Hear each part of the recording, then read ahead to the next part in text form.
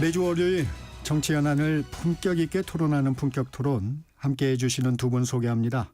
김성태 전 국민의힘 원내대표, 홍익표 전 민주당 원내대표 자리했습니다. 안녕하세요. 예, 안녕하세요. 반갑습니다. 정치권 경랑의 한 주가 시작이 됐습니다. 오늘 한덕수 국무총리에 대한 탄핵 심판 선고가 나오는데 결과는 어떻게 예측하세요? 김성태 원내대표. 아무래도 윤석열 대통령 그 심판보다 이제 한덕수 심판이 먼저 나오니까 정치권에서 또 많은 또 전문가들 또 분석도 각별한 의미를 두고 있어요. 윤석열 대통령 탄핵 심판 사건 이 두 사건 모두가 이제 겸전 이제 국무회의와 관련된 쟁점을 포함하고 있지 않습니까? 네. 그러니까 한 총리 사건 이 결과를 통해서 그러니까 오늘 심판 결과를 통해서 윤석열 대통령 사건의 방향성을 예측할 수 있다는 그런 가늠자가 될 수도 있는 거죠. 다만 이제 헌재가 계엄의 위법성을 이제 판단하지 않고 지금 한덕수 총리 탄핵을 저는 기각할 가능성이 크다고 보고 있습니다.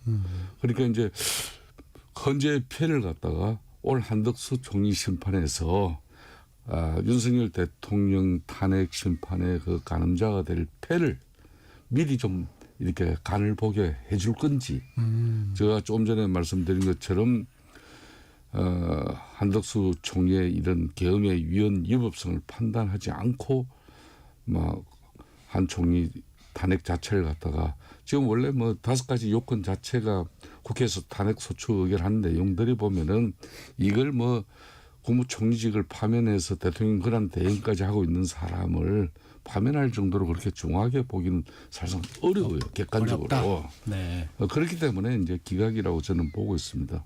네. 예, 저도 기각 가능성이 제일 높다 이렇게 봅니다. 지금 거론되고 있는 이제 대체로 탄핵의 이유가 내란 가담과 동조 여부인데 이거는 국회 소추인단이 그걸 확보하지 못했어요. 증거를 검찰로부터. 그러다 보니까 아마 헌법재판소에서는 판단하기에는 증거가 충분치 않다. 네. 이렇게 판단할 것 같고요. 검찰에서 주지 않은 거죠. 그렇죠. 네. 수사기관에서 주지 않은 거죠. 그러다 보니까 그 소추인단이 헌재에 제출을 못했죠. 네. 그다음에 두 번째 거부권 남발 등과 관련된 거는 제가 보기에는 위법하지 않은 걸로 판단할 것 같습니다. 이건 권한 내에 있다 이렇게 볼 것 같고요. 이제 제일 문제가 되는 건 이제 상설 특검하고 헌법재판관을 임명하지 않은 부분인데 네. 중요한 것은 그 한덕수 그 권한대행이 그 변론 과정에서 뭐라고 그랬냐면 임명 안 하려고 한 게 아니다라고 얘기했어요. 그러니까 본인이. 그러니까 이제 절차적으로 검토하고 숙고의 과정이었는데 이제 탄핵됐다 이렇게 얘기를 하는 거거든요. 즉 그때 이 국무회의로 넘어와서 임명하지 않는 시간 자체가 제가 보기엔 한 3, 4일 정도밖에 안 됐어요. 한 2, 3일인가 밖에 안 돼서 네. 임명하지 않은 것 자체를 위법으로 판단하기에 시간이 짧았다 이렇게 될 것 같고 그다음에 본인도 임명하지 않겠다고 한 적이 없다고 얘기를 했고 그다음에 세 번째는 그 헌법재판소에 그 헌법재판관 임명과 관련된 만장일치 결론 이전에 탄핵이 된 상황이지 않습니까? 그런 측면에서 다소 위법적인 측면은 있지만 파면할 정도의 중대성까지는 판단하지 않을 것 같아요. 그러나 저는 이번에 그 한덕수 총리에 대해서는 헌법재판관 임명과 관련된 것은 제가 보기에는 주문 사항에서 상당히 강하게 들어갈 가능성이 있다고 봅니다. 네. 그런데 우리가 관심을 두는 부분에 또 정족수 문제도 있지 않습니까? 그렇습니다. 만약에 이제 정족수 문제를 헌재에서 이건 정족수를 충족하지 못했다고 만약에 판단을 해버리면 이 본안의 내용을 하나 심리하지 않고 그냥 각하될 수도 그렇습니다. 있는 상황인 거죠. 그렇습니다. 네. 그래서 이제 국민의힘 지도부 특히 권성동 원내대표를 비롯한 국민의힘 일각에서는 또 많은 법률 전문가들도 이 각하에 대한 또 입장이 대체로 많아요.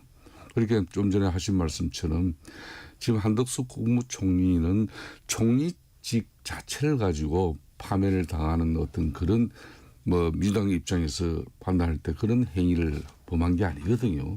5가지 탄핵 소추 의회 내용들 다 전부 다가 이제 쉽게 말하면 대통령 권한 대행 직무로서 이렇게 행한 행위에 대해서 이거는 탄핵 소추 의결 요건을 갖춘 거란 말입니다. 네. 그런 측면이라면은 당연히 대통령이 가름하는 200석 이상의 의결 정족수를 가지고 탄핵소추 의결이 이루어져야 되는데 또 그 부분은 이제 뭐 쉽게 말하면 원식 국회의장이 국회 사무처 뭐 그냥 유권 해석 판단을 가지고 자신이 판단을 해버렸어요.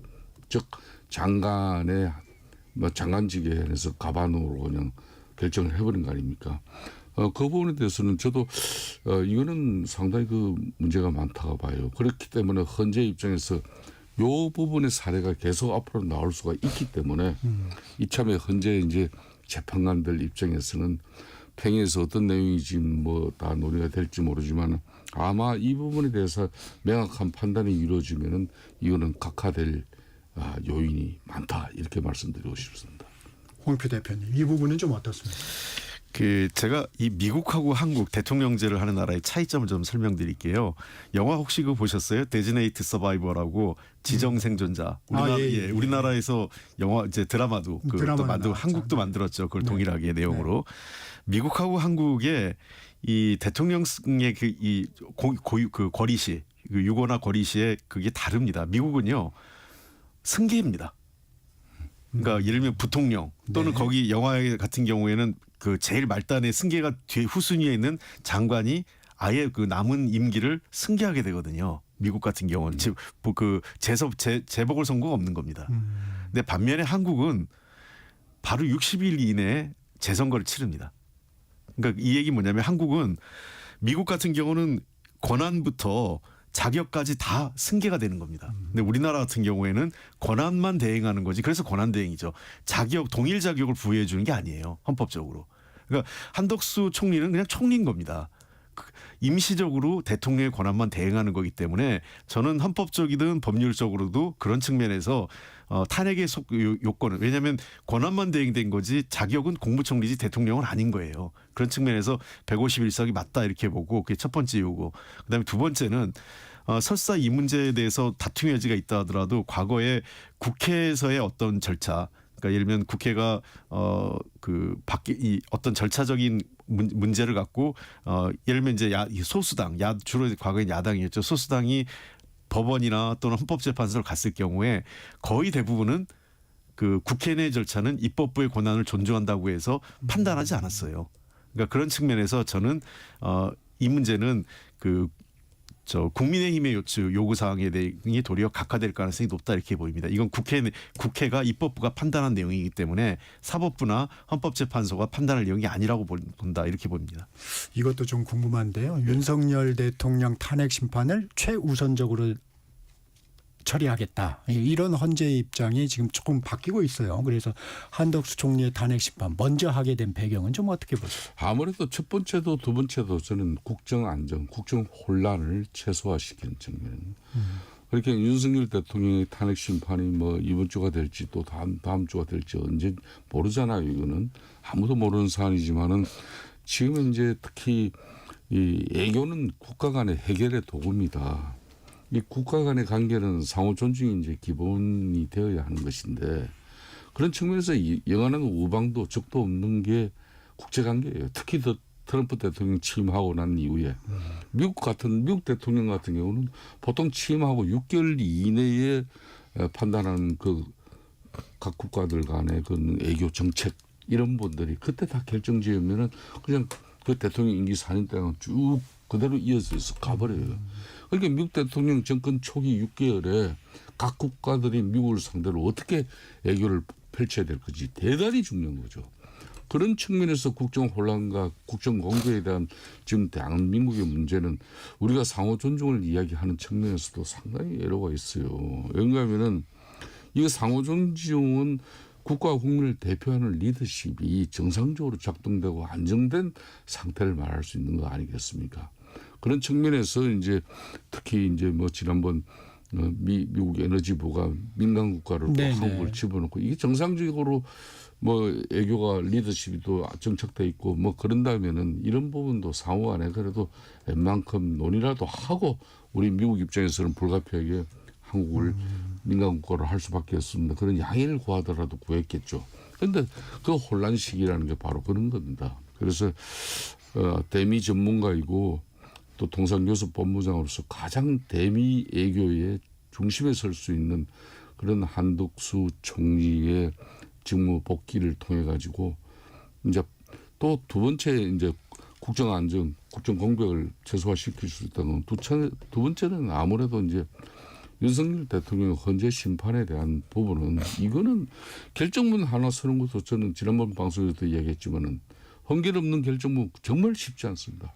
특히 절차적 정당성이나 절차에 많은 문제점이 드러나가지고 구속 취소 결정이라는 큰 변곡점까지 맞이했잖아요. 이런 상태에서 헌재가 제대로 된 심판하는 거 정말 쉽지 않죠. 그런 측면에서 헌재 차원에서 시간을 좀 가지고 시간을 가지고 신중을 기하는 그런 심판 선고를 위한 준비를 할 수 있다는 겁니다. 그래서 한덕수를 저는 먼저 한다고 보고 있습니다. 홍표 대표님 어떻습니까? 네.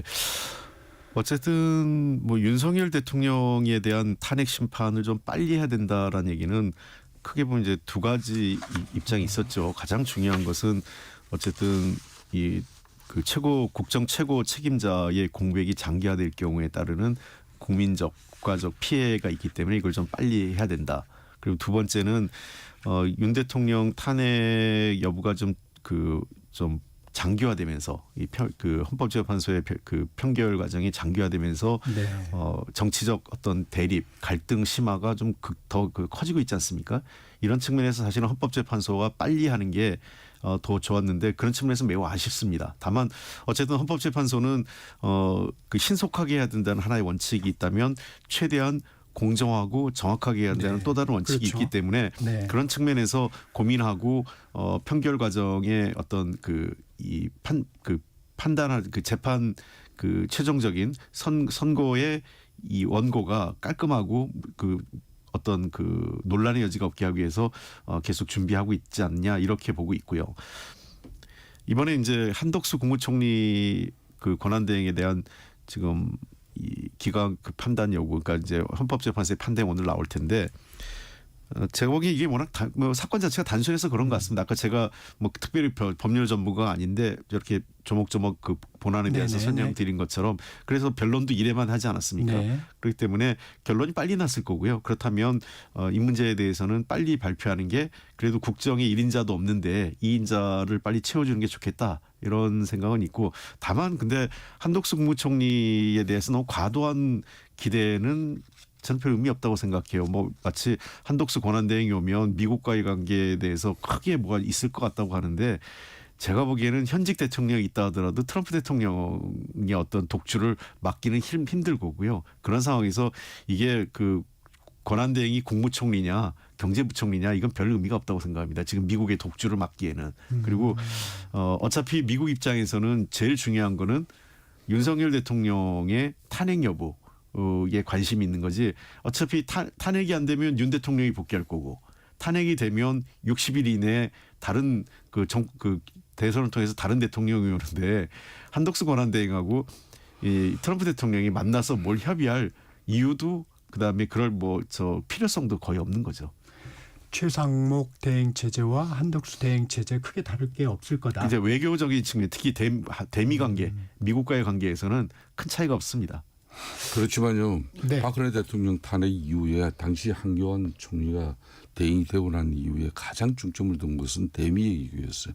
본인이 직접 이제 날라도 가고 그런 측면에서 미국 정부가 그럼 조기 대선을 통해서 이렇게 정국의 안정을 가져가는데 그동안 이제 미국의 주요 정책에 대해서 큰 변화라든지 또 그런 측면에서도 한국 국민들이 우려할 수 있는 그런 미국의 정치적 그런 우려 스킨 뭐 그런 부분은 전혀 없었어요. 그렇기 때문에 상당히 미국이 견고하게 안전하게 한국이 조기 대선 정국을 통해서 안정적인 리더십을 확보하는 그런 관점에서 국제적 어떤 그런 중심에 딱 서 있는 그 부분의 일정 부분 역할 저는 그런 걸 얘기하고 이게 최상목 대대행 체제하고 총리가 또 그런 대행하는 부분하고 외국에서 받아들이는 것 자체가 달라요. 그러니까 이 또 최상목 대대행까지도 지금 이제 민주당 입장에서는 이제 탄핵 소추 의결까지 해서 그게 최종 또 다시 뭐 본회의에서 의결까지 될지는 모르겠습니다만은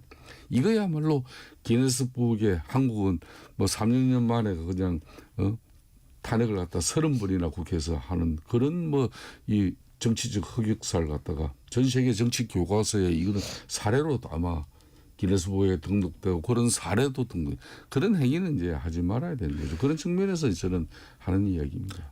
네, 홍표원 의원. 국제사회가 굉장히 냉엄해요.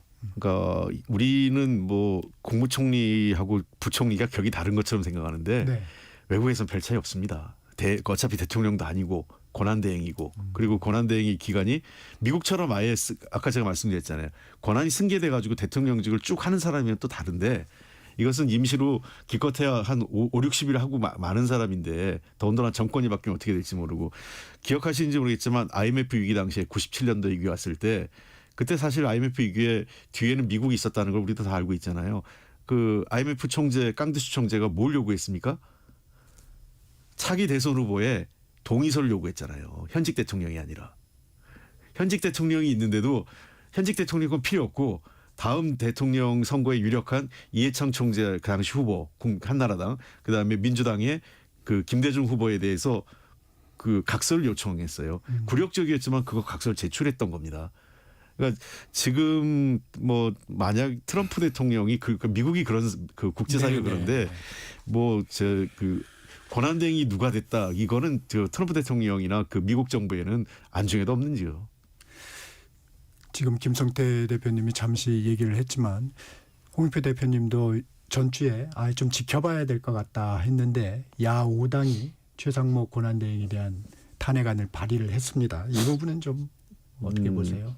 그래서 아마 민주당에서도 고민이 굉장히 많았던 것 같아요. 그래서 밤새 제가 그 지난주에 그 자정까지 넘어가는 의총에서도 경론도 있었고 내부에서 찬반이 엇갈려서 결국은 지도부에 위임하는 형태로 갔고 뭐 일부 뭐 언론에서는 보도되는 저도 확인을 못 해봤습니다만 이재명 대표도 다소 이 문제에선 좀 더 신중한 자세다 이런 얘기까지 나오고 있어서 뭐 여러 가지 고민이 있었는데 뭐 결국 이제 원내 지도부 차원에서 결정을 한 것 같아요. 네. 그래서 실익이 있느냐 뭐 또 그 너무 탄핵을 남발하는 거 아니냐 비판도 있고 사실은 뭐 제가 보기에는 정치적으로 보면 득보다는 실이 많을 것 같아요. 솔직히 얘기하면. 그러나 민주당 입장에서도 또 그냥 넘어가기 되게 굉장히 어려운 상황이 있었던 것 같다 이런 느낌도 있습니다. 뭐 입법사항에 대한 거부권이야 그렇다 치더라도 그 마은혁 재판관이 지금 헌법재판소에서 만장일치로 그 국회 권한 침해라고 했는데 지금 3주가 넘어가고 있거든요. 제가 보기엔 이거는 좀 그 최상목 권한대행이 너무 과하다. 그러니까 차라리 중간에라도 입장을 밝혔어야 돼요. 뭐라고 하냐면 현재 어떤 그 판단이 마무리되는 시점이다 보니 지금 도리어 마은혁 재판관을 임명하면 헌재 판결이 더 늦어지고 여러 가지 이유가 있기 때문에 종료 그 윤석열 대통령에 대한 판단 종료 이후에 바로 임명하겠다든지. 그런 입장이 좀 필요했었다. 그렇게라도 해야 저 그 명분이 있는데 그것도 아니고 마치 이거는 내가 임명 안 할 수도 있다. 이런 자세를 취하는 거는 매우 잘못됐다고 생각하고요. 저는 한덕수 총장은 다르게 이거는 가면은 탄핵이 인용될 가능성이 있다고 생각합니다. 헌재에서. 왜냐하면 헌재가 임명하라고 잘못됐다고 했는데 안 한 거잖아요. 만약에 이것을 뭐 위법은 있지만 중대하지 않다고 판단한다면 앞으로 헌재의 모든 판단을 이런 식으로 무시하거나 그 해태할 수 있어요.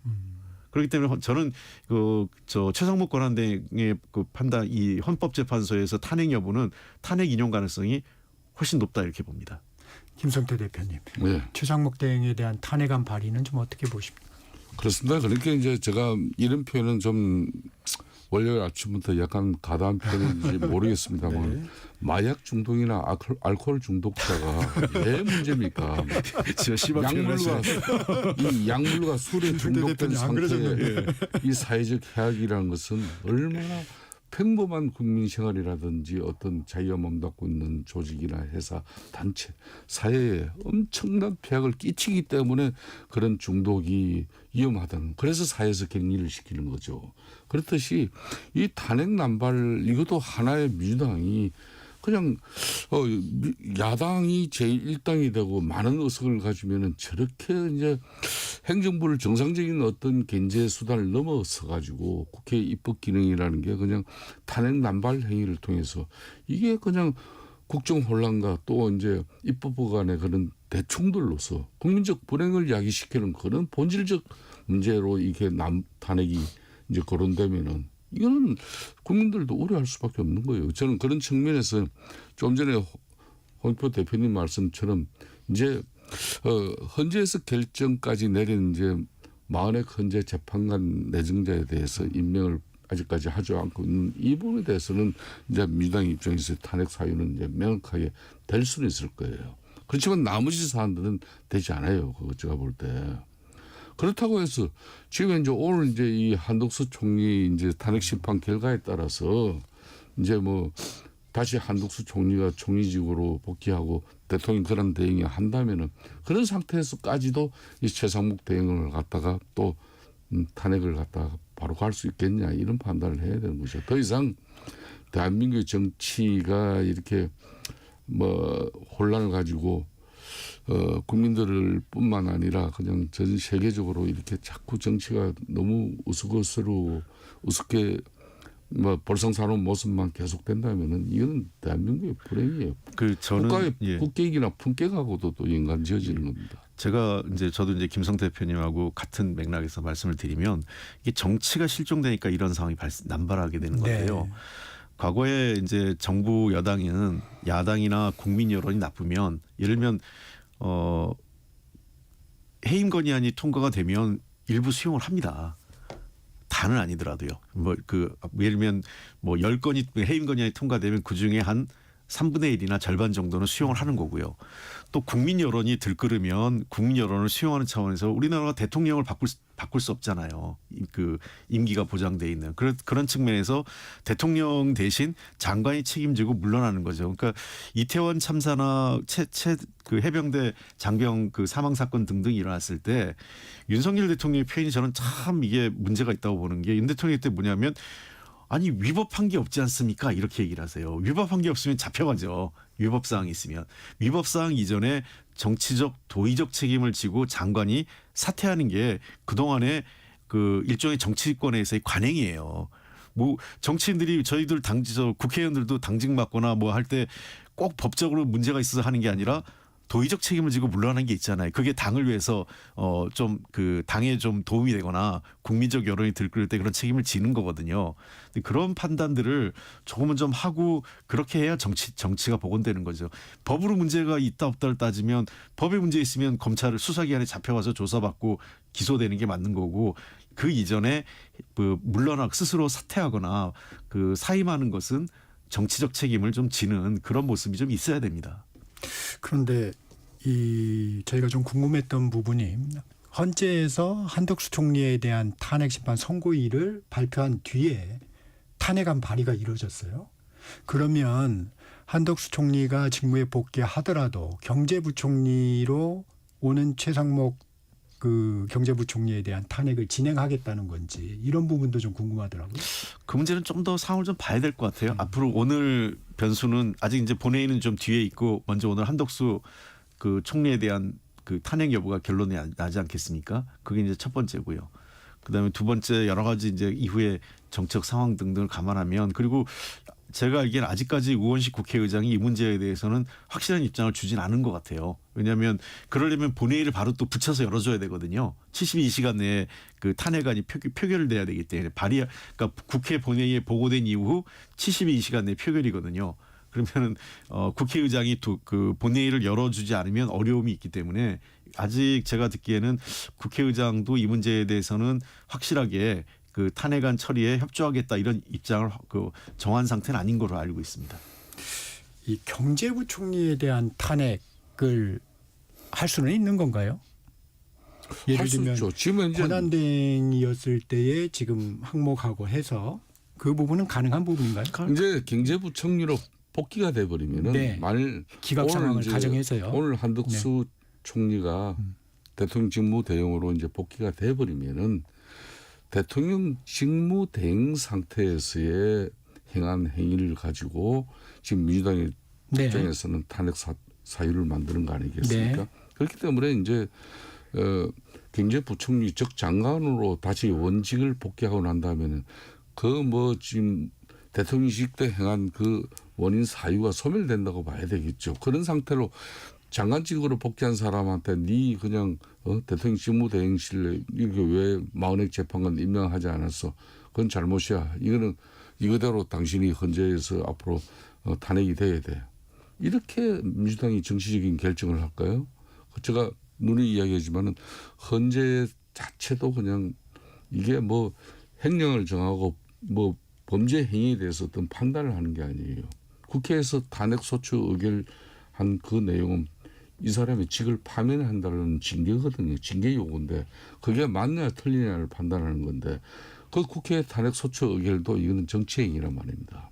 그 정치행위를 그 직을 쉽게 말하면 물러나 있는 사람에게 다시 그거는 맞지 않다는 거죠. 그래서 좀 궁금해졌던 겁니다. 예. 이거 월요일을 좀 지켜보고 예. 예를 들면 충분히 탄핵안을 발의해도 할 수 있었을 텐데 왜 미리 했을까 해서 아까 여쭤봤던 건데요. 주제를 좀 바꿔보겠습니다.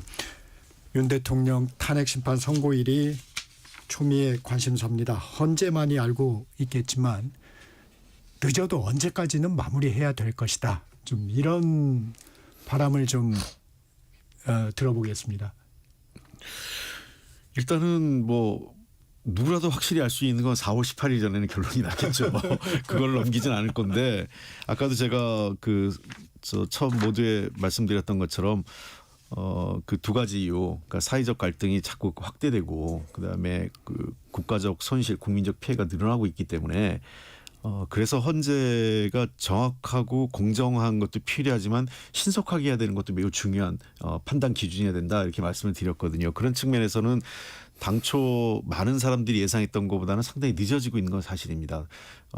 뭐 어떤 사람들은 2월 말 3월 초 얘기했는데 저는 3월 중하순 정도는 처음부터 그렇게 봤거든요. 그런데 그보다 좀 더 늦어져서 당장 오늘 이번 주 같은 경우도 금요일 아니면은 다음 주로 넘어갈 네네, 상황이거든요.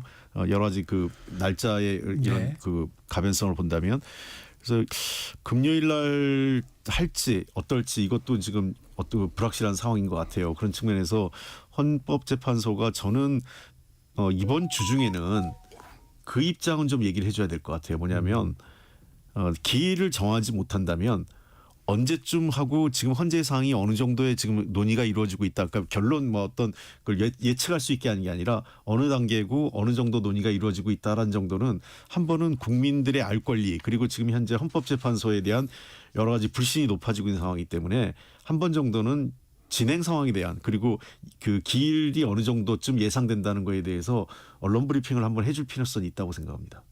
그냥 네. 네, 오늘 한덕수 총리에 대한 선고가 윤석열 대통령 탄핵 심판에 어떤 영향을 미칠지가 가장 큰 관심사 아니겠습니까?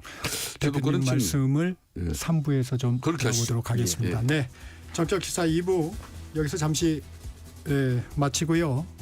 3부에서 품격 토론 이어가겠습니다.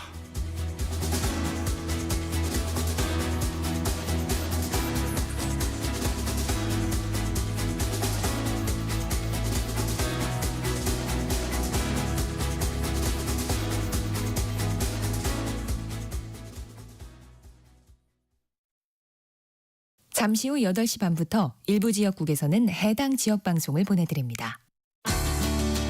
워렌 버핏은 가치 투자, 필립 피셔는 성장주 투자, 피터 린치는 장기 투자. 방법은 달라도 목표는 하나. 성기영의 경제쇼가 성공의 길로 안내합니다. 깊이 있게, 명쾌하게, 지금 이 시대 경제에 관한 모든 것을 알려드립니다. 평일 오후 4시 5분 성기영의 경제쇼와 함께하십시오.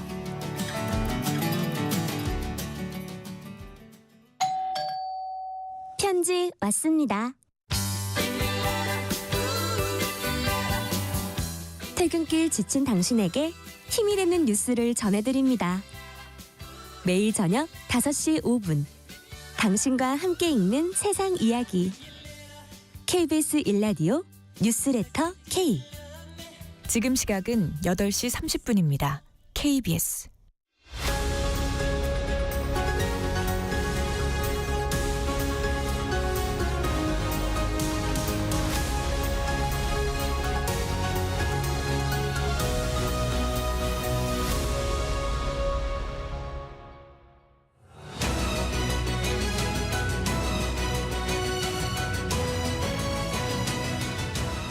품격 토론 이어갑니다. 김성태 전 국민의힘 원내대표, 홍익표 전 민주당 원내대표와 함께하고 계십니다.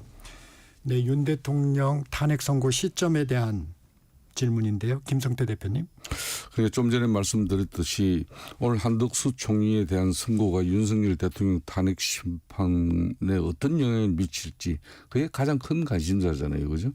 그렇기 때문에 5가지 뭐 탄핵 소추 내용 중에 뭐 의결 정서수 뭐 이런 거는 다 아까 앞에서 논했으니까 저는 이 부분이 이제 제일 중요한 건데 한덕수 총리의 탄핵 소추의 사유 중에 한 가지가 이제 작년 12월 3일 비상계엄 선포에 한덕수 총리가 당시 공모했거나 아니면 묵인 방조를 통한 그 정도를 가지고 이게 탄핵 사유다 이렇게 이제 민당 입장에서는 판단을 한 거거든요. 내란에 동조한 혐의로.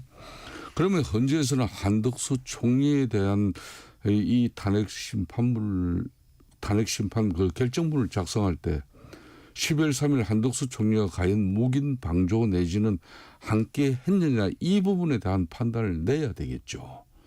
그리고 이렇게 판단하려면 12월 3일에 있었던 비상계엄 자체가 위법하고 유연했는지 그리고 유연적이고 위법했는지 이런 것들에 대한 판단도 들어갈 가능성이 있기 때문에 한덕수 총리의 이 탄핵 판결을 보면은 윤석열 대통령의 탄핵 선고 이 판결의 결론을 이제 짐작할 수 있다는 겁니다. 그렇지만 이제 한 총리 경우에는 윤석열 대통령 탄핵 심판에 이제 정인으로 출석해가지고 분명히 국무회의 과정에서 자신은 비상계엄 선포에 대해서 자신이 이제 뭐 반대했고 여러 가지 입장을 이야기했지 않습니까? 네. 그런 게 했기 때문에 그런 비상계엄 자체가 위법 위헌적인 것을 떠나가지고 자신은 이제 반대했다는 그런 입장이기 때문에 이걸 이제 제가 볼 때는 오늘 뭐 현재 입장에서는 내란을 묵인 내지는 방조가 됐다고 이렇게 판단하지는 쉽지 않을 거예요. 그래서 이 부분을 좀 이제 구체적으로 만일 헌재가 현재 결정문에서 이 선고 결정문에서 이게 담아내고 있다면은 윤석열 대통령 탄핵은 심판에 대해서는 그렇게 머지 않아서 이제 저는 날짜가 선고 기일이 잡힐 수 있다고 봐요. 그런데 만일 이렇게 헌재가 이제 비상계엄 자체가 위헌위법했는지 이런 한덕수 총리가 이제 이런 동조 묵인 방조 정도 이런 걸 아주 구체적으로 판단한 그런 결정문의 내용이 담긴다면은 뭐 이거는 또 어떻게 될지 모르겠어요. 판결문을 잘 봐야 된다. 오늘 그거 보면 대략 감을 좀 잡을 수가 있는데 만일 거기서 뭐 뚜렷지 않다면은 이게 헌재 내부가 아직까지 뭐 사실관계 정리도 안 되고 그렇기 때문에 이게 팽이는 꿈도 못 꾸고 만일 팽이 단계 갔더라도 이게 뭐 판결까지 가려면은 이 다양한 뭐 절차적 헌결 뭐 이런 부분에 대한 문제 제기로 가지고 이 하나로 지금 묶어가기는 어렵구나. 선고 시기도 판결문의 내용을 자세히 들여다보면 예측할 수 있지 않겠느냐 이런 의견을 좀 주셨습니다. 민주당 상황 좀 보겠습니다. 오늘부터 광화문에 천막당사를 운영한다고 합니다. 그리고 윤 대통령에 대한 신속 선고를 촉구하는 결의안도 추진한다고 하는데 민주당 내 불안감이 좀 있는 겁니까?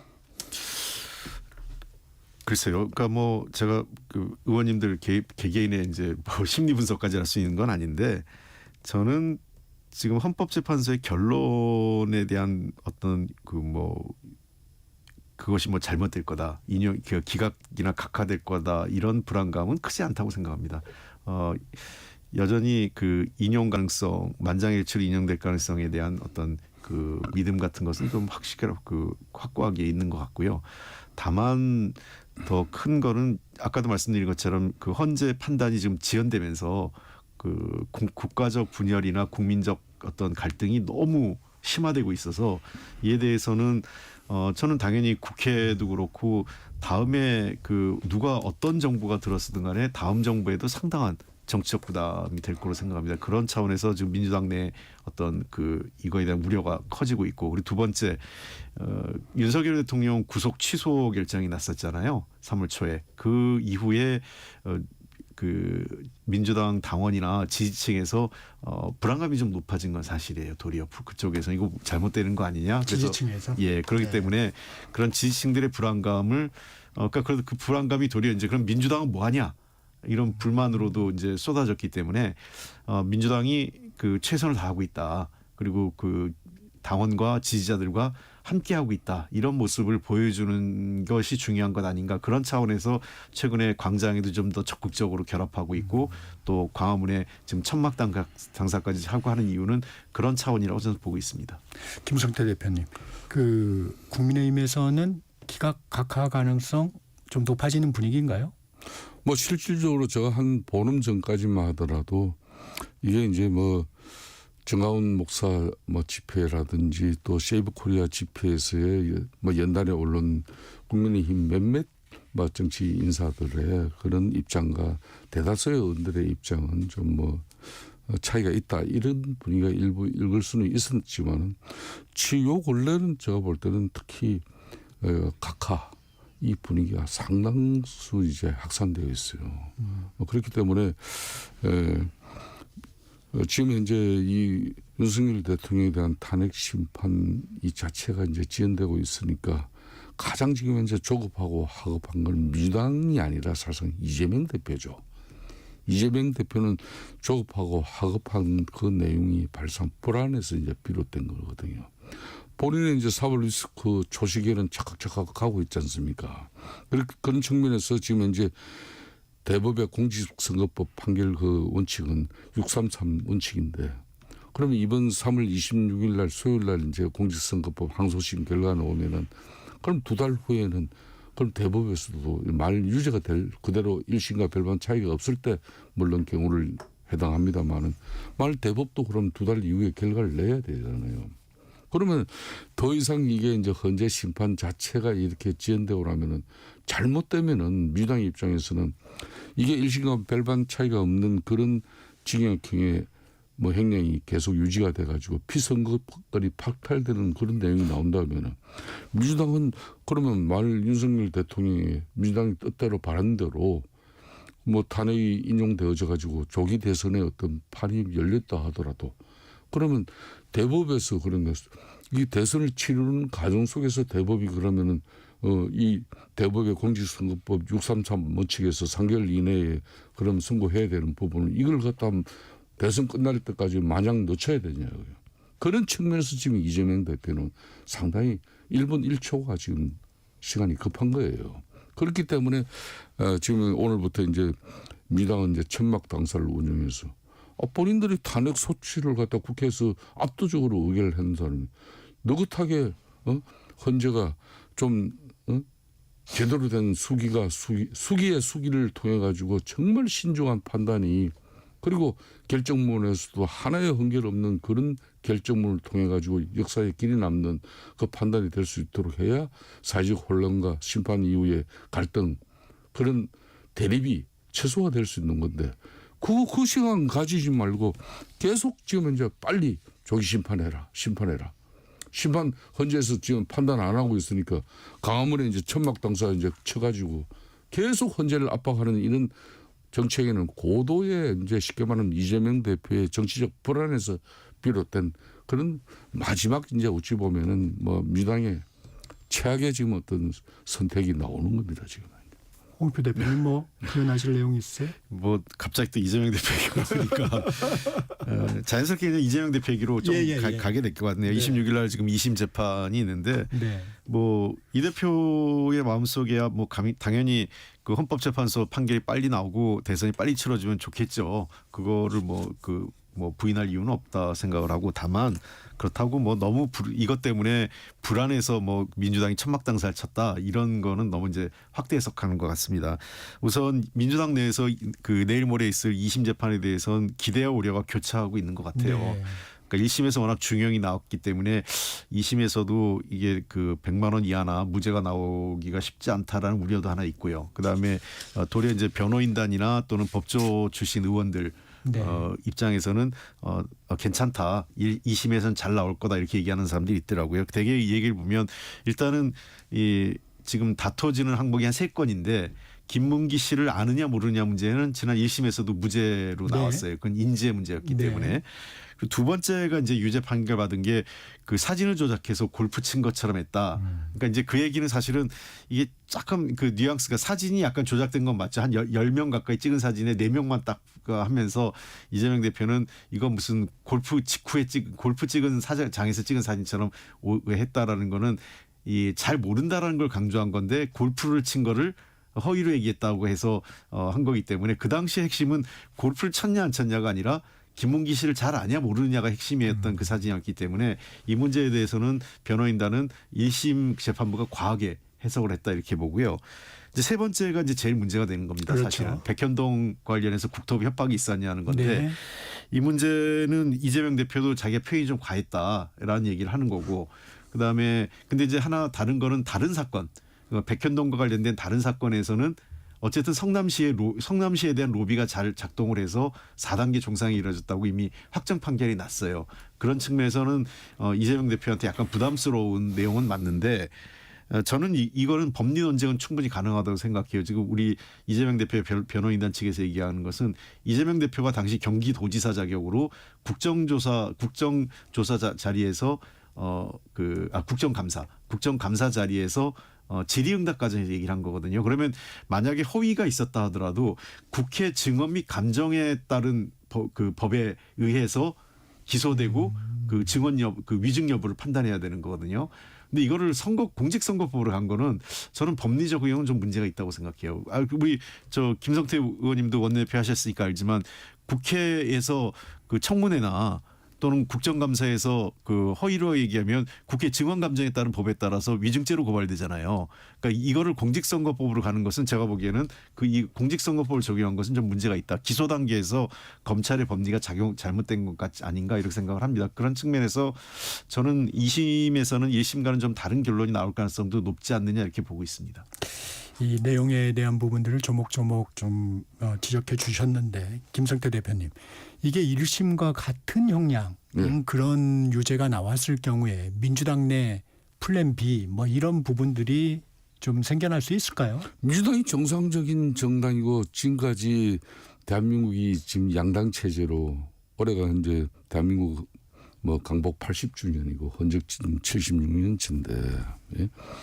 대한민국 지금 현재 양당 체제로 깊게 뿌리는 그 민주당의 오랜 역사와 전통이 있는데 이렇게 사법 리스크를 통해 가지고 대법 판결을 목전에 두고 1심과 2심과 별반 차이가 없어가지고 피선거권이 박탈될 수도 있는 그런 한마디로 대상을 지금 이제 민주당의 절대적 지지가 일정 부분 민주당 지지에서는 그 공그릇처럼 이렇게 불변이라 하더라도 국민을 생각한다면 그런 후보를 내서는 안 되겠죠. 그런 측면에서 민주당 내적으로 많은 정치적 그 고민과 갈등의 시간이 없다 그러면은 국민들이 민주당을 어떻게 보겠습니까? 저는 그런 측면에서 오늘부터 이 박찬대 원내대표와 산업타입이 돼가지고 가물에 이렇게 천막 당사를 치는 것은 지금 현재 가물에 천막 당사를 왜 칩니까? 경남 산청이나 또 경북 어성 울주 이런 산불 현장 거기에 민주당이 지금 천막을 치고 그런 산불 진화를 위하고 또 산불 피해를 입은 그런 국민들을 위해서 격려하고 이렇게 소방 화재를 위해서 산불 진화를 위해서 애쓰시는 그분들 격려 위로하면서 지원하는 게 더 우선이지 무슨 가물에서 지금 천막 당사 쳐가지고 그 헌재가 당연히 헌재적인 차원에서 사실관계 심리가 판단이 이루어지고 팽의가 되고 그런 판결로 그런 선고 심판이 이루어질 건데 그걸 못 찾고 그냥 헌재 보고 왜 금주내에 이렇게 압박을 해라고 선고해라고 압박합니까? 그거는 대단히 헌재의 이런 정치적 헌법적 이런 독립을 갖다 침해하는 아주 심대한 행위예요. 대표님 잘 홍 아시죠? 대표님, 이 당내 영향 그 부분이 이제 저희가 만약에 1심과 같은 형량이 나왔을 때 민주당이 어떻게 요동을 칠까 이런 부분이 관심이 많습니다. 어떻습니까? 그래서 사실은 제일 중요한 건 물론 1심이 어떻게 2심이 어떻게 되느냐 관건이지만 만약에 이건 이제 말씀하신 대로 2심이 1심과 유사하게 피선거권 유지가 어려운 형이 나왔을 때 가장 큰 관건은 제가 보기에는 지지율인 것 같아요. 여론의 향배. 예, 여론의 향배. 왜 그러냐면 뭐 물리적으로 저는 그 만약에 그 헌법재판소가 그 탄핵을 인용하고 조기 대선이 이루어진다면 사실은 3심 판결이 나오기 쉽지 않거든요. 그러나 다만 어쨌든 2심 판결까지 받은 상태에서 그러면 과연 이게 저 대통령 후보로서의 자격이 있느냐 여부에 대해서 일정하게 여론에 반영이 될 거라고 보거든요. 그때 여론이 그럼에도 불구하고 이재명 대표라는 분한테 뭔가 기회를 줘야 되겠다. 그 지지율에 약간의 뭐 영향을 받았겠지만 큰 변동이 없다고 치면은 저는 그 민주당에서 그 차기 대선 후보로 선택될 가능성이 상당히 높다고 보고요. 그런 측면에서 이재명 대표의 현재 당내 기반은 확고한 상태이기 때문에 국민적 지지율이 어떤 형태로 수렴될 거냐 하는 것이 관건이라고 생각합니다. 네, 오늘 여기까지 듣겠습니다. 품격 토론 김성태 전 국민의힘 원내대표, 홍익표 전 민주당 원내대표와 함께했습니다. 고맙습니다. 감사합니다. 잠시 전하는 말씀 듣고 전격 시사 이어갑니다.